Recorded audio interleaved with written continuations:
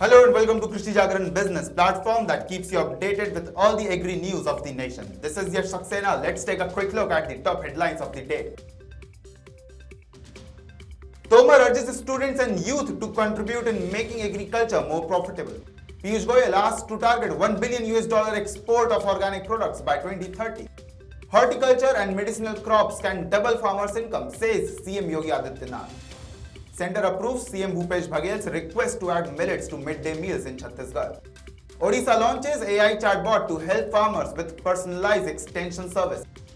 Kerala farmer Delegate flees to Israel, leaving the state government embarrassed. Harvest Plus bag Mark of Excellence Award at the ET Ascent-Business Leader of the Year Awards.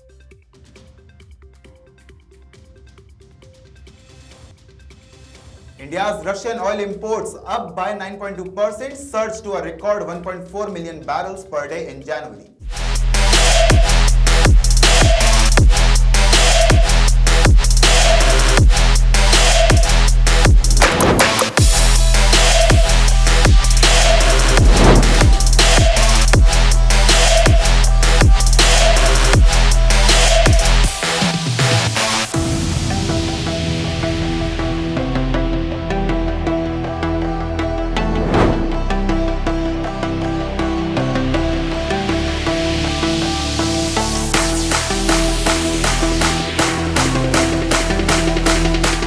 Now the news in detail.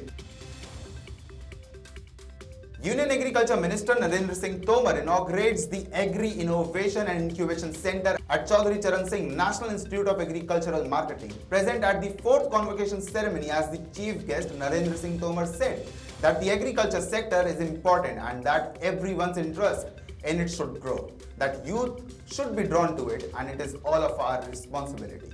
The event was also graced by the presence of Union Minister of State for Agriculture and Farmers Welfare Kailash Chaudhary, members of Parliament Ram Charan Bora and Colonel Rajvardhan Singh Rathore, and many more.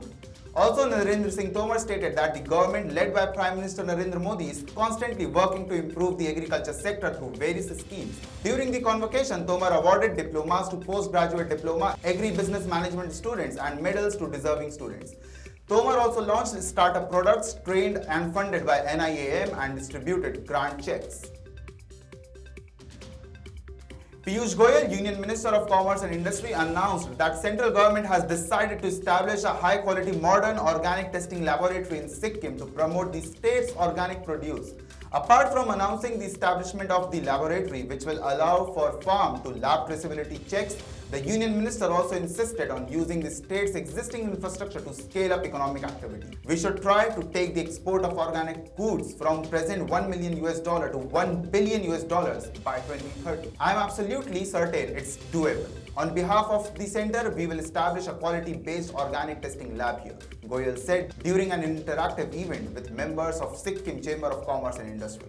He believes Sikkim has the potential to become a sustainable and organic state and that accomplishing such goals will only help the state to boost and leverage its tourism potential. The Union Minister also encouraged local youth to work in design and packaging facilities. Uttar Pradesh Chief Minister Yogi Adityanath spoke at the 3-day exhibition organized at Raj Bhavan premises about how farmers can double their income by growing medicinal and horticultural crops. He also highlighted the abundance of fertile soil and water resources in the state. Our horticultural crops have a greater scope than traditional crops when it comes to increasing our farmers' income, Yogi stated while speaking at the event of progressive farmers at the 54th Fruit, Vegetable and Flower exhibition. He gave examples of farmers who managed to garner a net profit of 29 lakhs by cultivating in 1 hectare. Horticultural farmers have successful endeavors. The progressive farmers are creating standards higher than traditional farming, the Chief Minister said. Yogi also stated that UP meets the food grain needs of 20% of India's population and has a 11% of India's agricultural land. A government official said on Sunday that millet-based food products will now be served to school children in 12 districts of Chhattisgarh as part of the midday meal scheme. In a tweet on Saturday night, Chief Minister Bhupesh Baghel said he had written a letter to the central government proposing the inclusion of millets in the midday meal scheme, which has now been approved.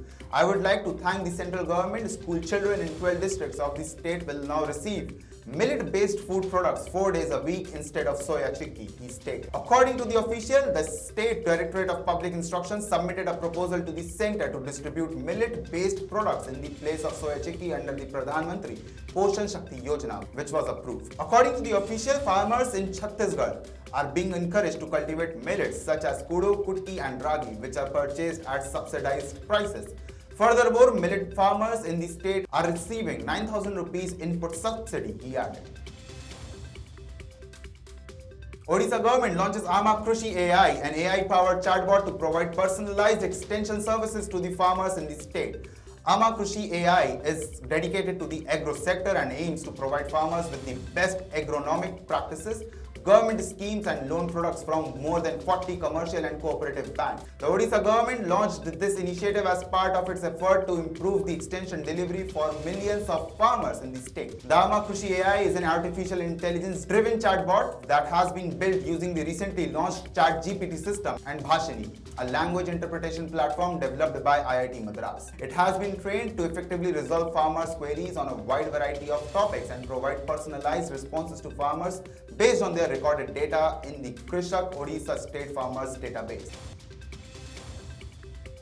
A farmer who was part of a 27-member team led by the state government officials who went to learn about foreign farming methods absconded from Israel, causing embarrassment for Kerala's government. Biju Kurian, a 48-year-old farmer from Kannur district, fled to Israel on Friday. He told his wife that he was safe and that they didn't need to worry about his whereabouts. Kerala Agriculture Minister P. Prasad told the media that the incident had already been reported to the embassy and local police in Israel and that he would face further legal action. Farmer's trip to Israel was previously embroiled in controversy, though the agriculture minister, a senior CPI leader and farmer, had planned to lead the delegation. He later declined.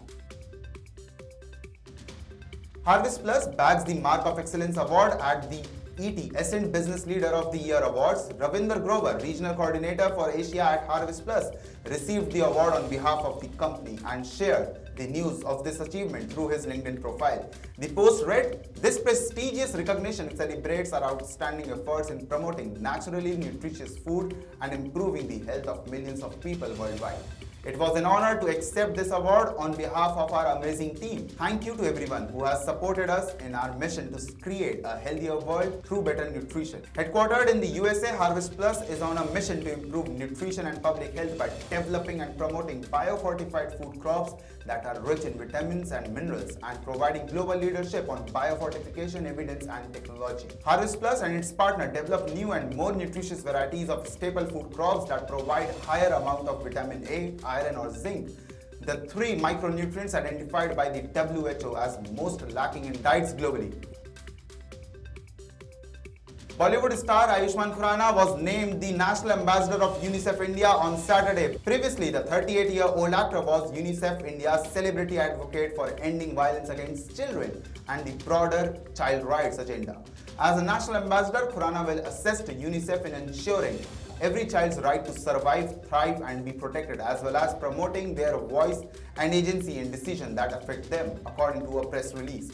The actor expressed his gratitude for the opportunity to work as National Ambassador for UNICEF India. Cynthia McCaffrey, UNICEF India representative, stated that Khurana's work as celebrity advocate had assisted them in amplifying and driving the work of protecting children's rights.